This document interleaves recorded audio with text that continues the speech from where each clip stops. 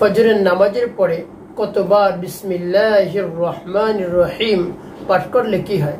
খুবই দামি গুরুত্বপূর্ণ আমলটি আপনি শিখে রাখুন, আপনার কাজে লাগবে। তো প্রিয় ভাই বোনেরা, এই আমলটি আপনি কখন করবেন, কিভাবে করবেন এবং আমলটি করার ক্ষেত্রে আপনার কাছে কোন কোন জিনিস রাখতে হবে বিস্তারিতভাবে সহজে আমি আপনাদেরকে বলে দিচ্ছি। খুব সহজেই এই আমলটি আপনি করতে পারবেন। তাই বিস্তারিত জানার জন্য এবং আমলটি শিখে রাখার জন্য ভিডিওটি শেষ পর্যন্ত দেখার অনুরোধ থাকবে। তো প্রিয় ভাই বোনেরা, এই আমলটি করার ক্ষেত্রে আপনার কোনো ধরনের টাকা পয়সা খরচ করতে হবে না, শুধু একটু সময় ব্যয় করতে হবে। আর অল্প একটু সময় ব্যয় করে আপনি যদি উপকৃত হতে পারেন তাহলে তো আপনার জন্য ভালো। এই জন্য একটু সময় ব্যয় করে আপনি এই আমলটি করুন, দেখুন কি হয়। তো প্রিয় ভাই বোনেরা, এই আমলটি আপনি কখন করবেন?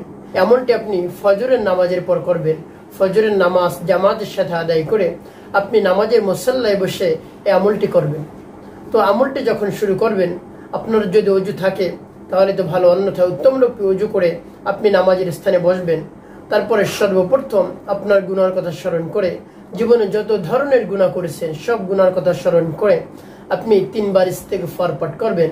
আস্তাগফিরুল্লাহ রাব্বি মিন কুল্লি যামবি ওয়া আতুবু ইলাইহি লা হাওলা ওয়া লা কুওয়াতা ইল্লা বিল্লাহিল আলিয়্যিল আযীম।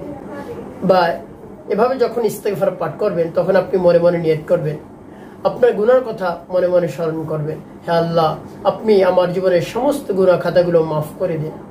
আপনি ছাড়া আর কেউ পারবে না গুনাহ মাফ করতে। আপনারই শক্তি রয়েছে, অন্য কারো সেই শক্তি নেই যে আমার গুনাহ মাফ করাতে পারে। এই জন্য আপনার কাছেই আমি বলতেছি, আপনি আমার জীবনের সব ধরনের অন্যায় অপরাধ ক্ষমা করে দিন। এভাবে আপনি মনে মনে স্মরণ করবেন। ইস্তিগফার যদি আপনি পড়তে না পারেন, মুখস্থ করতে না পারেন, তাহলে ছোট্ট ইস্তিগফারটি আপনি পাঠ করবেন, আস্তাগফিরুল্লাহ আস্তাগফিরুল্লাহ আস্তাগফিরুল্লাহ। পরে আপনি 3 বার দুরূদ ইব্রাহিম পাঠ করবেন। আল্লাহুম্মা সাল্লি আলা মুহাম্মাদিন ওয়া আলা আলি মুহাম্মাদ কামা সাল্লাইতা আলা ইব্রাহিম ওয়া আলা আলি ইব্রাহিম ইন্নাকা হামিদুম মাজিদ। আল্লাহুম্মা বারিক আলা মুহাম্মাদ ওয়া আলা আলি মুহাম্মাদ কামা বারাকতা আলা ইব্রাহিম ওয়া আলা আলি ইব্রাহিম ইন্নাকা হামিদুম মাজিদ।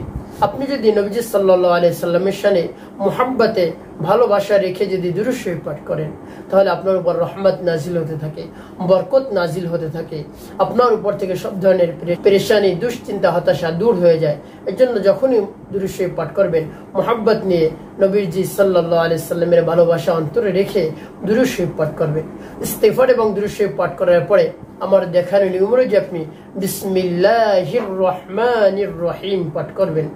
তো যখন বিসমিল্লাহির রহমানির রহিম পাঠ করবেন তখন আপনি মনে মনে নিয়ত করবেন, আপনি যে উদ্দেশ্যে, যে কাজের উদ্দেশ্যে, যে সমস্যার জন্য আপনি আমলটি করতেছেন সেই সমস্যার কথা আপনি মনে মনে স্মরণ করবেন, মনে মনে ভাববেন, চিন্তা করবেন এবং আল্লাহ রাব্বুল আলামিনের কাছে বলবেন, হে আল্লাহ, এই সমস্যা আপনি দূর করে দেন, আপনার নামের বরকতে এই সমস্যা দূর করে দিন, আপনি আমার উপর থেকে সব ধরনের পেরেশানি, দুশ্চিন্তা, হতাশা দূর করে দেন। এভাবে আপনি নিয়ত করবেন। তো প্রিয় ভাই বোনেরা, কতবার এবং কিভাবে বিসমিল্লাহ পাঠ করবেন আমি বলে দিচ্ছি। এভাবে আমার দেখানো নিয়ম অনুযায়ী আপনি বিসমিল্লাহ পাঠ করবেন। যেমন বিসমিল্লাহির রহমানির রহিম, বিসমিল্লাহির রহমানির রহিম, বিসমিল্লাহির রহমানির রহিম, বিসমিল্লাহির রহমানির রহিম।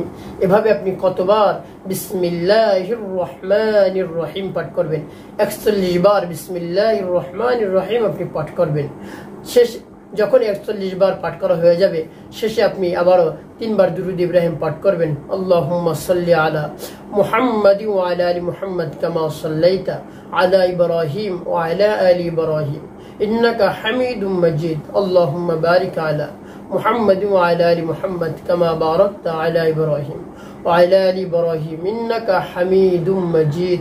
এভাবে 3 বার দুরূদ ইব্রাহিম পাঠ করবেন। যখন এভাবে 3 বার দুরূদ ইব্রাহিম পাঠ করা হয়ে যাবে, তারপর আপনি আল্লাহ রাব্বুল আলামিনের কাছে মোনাজাত করবেন। প্রিয় ভাই বোনেরা, এই আমলটি আপনি কোন উদ্দেশ্যে করলেন, কোন কাজের জন্য করলেন? আপনার সন্তান যদি বাসা থেকে না বলে চলে যায়, অনেক দিন হয়ে গেছে আপনি কোনো ধরনের খোঁজ খবর পাচ্ছেন না, তো এইভাবে আপনি ফজর পরে আমলটি করুন। বা কোনো প্রতিষ্ঠান থেকে যদি কোনো ছাত্র ছাত্রী না বলে চলে যায়, কোথাও খোঁজ পাওয়া যাচ্ছে না, এক কথা সে হারিয়ে যদি যায়, তাহলে এভাবে আপনি আমল করুন, আল্লাহ রাব্বুল আলামিনের উপর পূর্ণ আস্থা রাখুন, ভরসা রাখুন, তারপরে আমলটি করুন। অবশ্যই অবশ্যই আপনি ফলাফল পেয়ে যাবেন। আপনার সন্তান যদি দেখেন অনেক দিন হয়ে গেছে আসে না, তো আপনার সন্তান বাসায় চলে আসবে।